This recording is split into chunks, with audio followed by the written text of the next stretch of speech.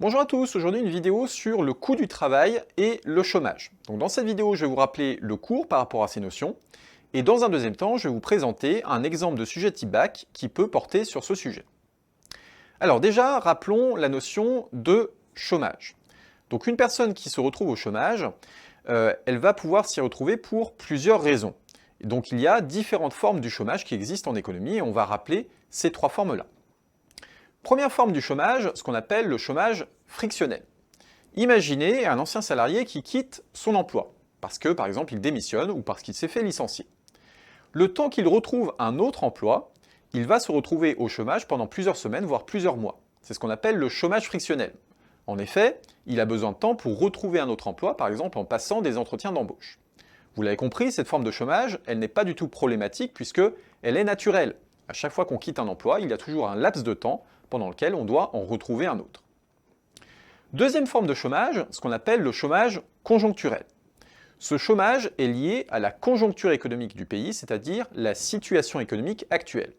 Vous savez qu'un État peut être dans une situation économique favorable ou défavorable. Par exemple, si on est en situation de crise économique, on est en situation conjoncturelle défavorable. Quand on est en crise économique, les employeurs ont tendance à être pessimistes sur l'avenir, et du coup, ils ne vont pas vouloir embaucher pendant une certaine période, ce qui va créer du chômage conjoncturel. La dernière forme du chômage qui existe, c'est ce qu'on appelle le chômage structurel. Ça, c'est le chômage de long terme qui est lié au fonctionnement du pays et notamment aux lois qui sont en vigueur dans le pays que l'on étudie.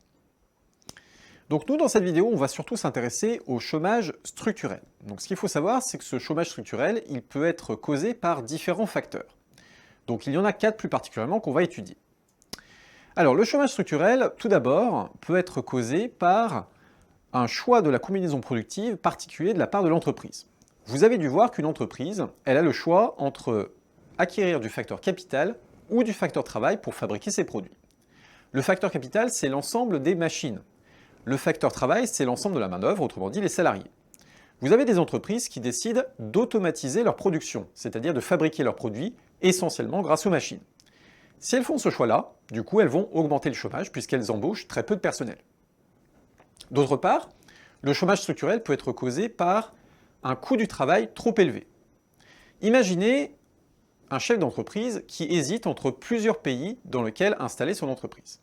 Vous avez des pays dans lesquels le coût du travail est plus élevé que d'autres. Par exemple, en France, le coût du travail est plus élevé que dans des pays ateliers comme la Thaïlande.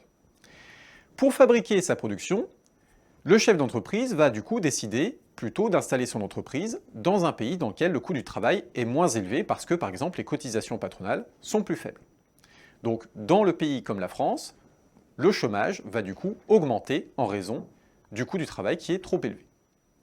Troisième raison du chômage structurel, une flexibilité insuffisante du marché du travail. La flexibilité du marché du travail, c'est pour les entreprises leur capacité à adapter leurs effectifs en fonction de leur niveau d'activité. Par exemple, si une entreprise voit son niveau d'activité augmenter, elle va pouvoir embaucher très rapidement pour faire face à ce niveau d'activité plus fort. A l'inverse, si son niveau d'activité baisse, si le marché du travail est suffisamment flexible, l'entreprise va pouvoir licencier des salariés facilement ou alors réduire leur temps de travail. Si la flexibilité du marché du travail est insuffisante, les chefs d'entreprise ne vont pas être incités à embaucher parce qu'ils vont se dire que si jamais ils embauchent, ils ne vont pas pouvoir facilement adapter leur effectif en fonction de leur niveau d'activité. Enfin, une dernière raison du chômage structurel est un capital humain insuffisant. Il peut arriver que les entreprises cherchent à embaucher, mais ne trouvent pas le candidat idéal, parce que leur niveau de diplôme ou leur niveau d'expérience est insuffisant. Donc maintenant qu'on a vu les différentes raisons du chômage structurel et qu'on a plus particulièrement insisté sur le problème du coût du travail, regardons ce qui va se passer dans un sujet type bac. Donc dans un sujet type bac, vous avez à la fin la fameuse question d'argumentation qui est la dernière question d'économie qu'on vous pose. En l'occurrence, on peut par exemple vous demander « Faut-il réduire le coût du travail pour baisser le chômage ?» Alors vous remarquez que comme d'habitude, cette question d'argumentation, c'est une question par laquelle on peut répondre par oui ou par non. Donc la première chose à faire, c'est au brouillon de faire un tableau en 2 colonnes avec d'une part les arguments pour qui vont permettre de répondre oui à la question, et d'autre part les arguments contre qui vont pouvoir répondre non à la question. Alors commençons par les arguments pour. Pour donc le fait que le coût du travail doit être réduit pour baisser le chômage, on peut avancer les arguments suivants. Le coût du travail est une cause du chômage structurel, car les employeurs voudraient embaucher si ce coût était moins élevé. Et puis d'autre part, on peut indiquer le fait que le coût du travail est le principal déterminant dans le pays d'implantation des entreprises. S'il est trop élevé, il entraîne des délocalisations, c'est-à-dire que les employeurs vont décider de s'installer dans un pays dans lequel le coût du travail est plus faible. Alors de même, vous allez devoir indiquer les arguments contre dans ce tableau. Donc dans une deuxième colonne, vous pouvez trouver les arguments suivants. Déjà, on a vu au début de la vidéo que le chômage ne dépend pas uniquement du coût du travail. On a vu par exemple qu'il dépend de la conjoncture économique, ce qu'on appelle le chômage conjoncturel. En cas de crise, la réponse appropriée est surtout une politique de relance. Et puis d'autre part, le chômage structurel ne dépend pas que du coût du travail. On a vu par exemple qu'on pouvait avoir un capital humain insuffisant, donc on peut former les salariés pour augmenter leur capital humain. On peut aussi améliorer la flexibilité du marché du travail pour faire baisser le chômage. Donc maintenant qu'on a vu l'ensemble des arguments que l'on peut citer dans cette question d'argumentation, vient le temps de la rédaction sur votre copie de cette réponse. Alors attention, la question d'argumentation, ce n'est pas une question comme les autres. Il va falloir que vous répondiez de manière développée et structurée. Vous allez devoir faire notamment une introduction, un développement et une conclusion. Donc bien évidemment, on va commencer par la rédaction de l'introduction. Alors cette introduction, dans l'idéal, ça n'est pas obligatoire, elle commence par ce qu'on appelle une accroche, c'est-à-dire une actualité économique ou une statistique économique en rapport avec le sujet. Donc ici, comme on parle du chômage, vous pouvez commencer par indiquer une statistique en rapport avec le taux de chômage. Donc on peut dire que le taux de chômage en France est aujourd'hui proche des 7% et il a baissé au cours de ces dernières années. Ensuite, le plus important dans votre introduction, c'est la définition des termes du sujet. Dans votre question d'argumentation, vous avez des mots-clés, des mots économiques qu'il va falloir définir. C'est très important parce que vous avez des points qui sont donnés dessus. Donc là, ici, vous l'avez compris, vous avez deux termes économiques à définir. Coût du travail et chômage. Donc vous pouvez indiquer que le coût du travail, c'est l'ensemble des charges pour une entreprise liées aux salariés. On peut citer évidemment le salaire, mais aussi les cotisations patronales et salariales. D'autre part, le chômage désigne la population active inoccupée. Une fois que vous avez défini ces termes du sujet, vous allez pouvoir passer à la problématique. Donc vous allez rappeler la question qui vous est posée, vous n'avez pas besoin de la reformuler, vous avez simplement à l'inclure dans votre introduction. Vous pouvez simplement dire « Nous allons nous demander s'il faut réduire le coût du travail afin de baisser le chômage ». Et enfin, vous terminez votre introduction par l'annonce de votre plan. Donc comme je vous l'ai indiqué, c'est une question par laquelle on peut répondre par oui ou par non. Donc votre plan, il a pour idée de trouver les arguments pour dans une première partie et contre dans une deuxième partie. Donc du coup, ça va donner dans notre sujet, dans une première partie, la réduction du coût du travail est efficace pour faire baisser le chômage, et dans un deuxième temps, les limites de cette action. Donc maintenant qu'on a regardé ce qui se passait en introduction, on va passer à la réduction du développement.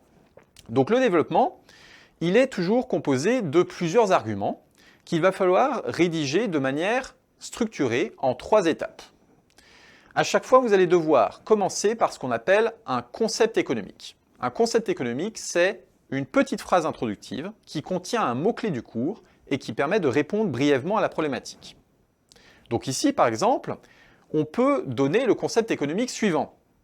Vous pouvez dire que le coût du travail est trop élevé et il peut être à l'origine de délocalisation d'entreprises, ce qui va créer du chômage. Donc là, vous voyez que mon concept économique, mon mot-clé économique, c'est le concept de délocalisation d'entreprise. Ensuite, je vais expliquer mon argument. C'est-à-dire que je vais définir le mot-clé que j'ai indiqué dans ma première étape et je vais montrer le lien entre mon argument et la problématique qui est posée. C'est-à-dire que je vais expliquer pourquoi est-ce que cet argument permet bien de répondre oui à la question. Donc ici, on peut par exemple expliquer la chose suivante. Si une entreprise constate que le coût du travail est trop élevé dans le pays dans lequel elle est implantée, elle peut être tentée de délocaliser une partie de sa production, c'est-à-dire de créer une filiale à l'étranger qui sera chargée de prendre en charge une partie de la production. La délocalisation va certes créer des emplois dans le pays étranger, mais du coup, va créer du chômage dans le pays d'origine de l'entreprise. Et donc, si jamais dans le pays d'origine de l'entreprise, on réduit le coût du travail, ça va inciter les entreprises à ne pas délocaliser et donc à réduire le chômage structurel. Dans chacun de vos arguments, vous devez également terminer par un exemple, c'est-à-dire donner un fait économique qui peut être issu des documents qu'on vous donne, qui va permettre d'illustrer votre argument. Donc par exemple, ici, vous pouvez donner comme fait économique la chose suivante. Beaucoup d'entreprises françaises décident de délocaliser une partie de leur production dans ce qu'on appelle les pays ateliers, les pays comme la Thaïlande par exemple. Pourquoi? Parce que la main-d'œuvre est beaucoup moins chère dans ces pays ateliers qu'en France.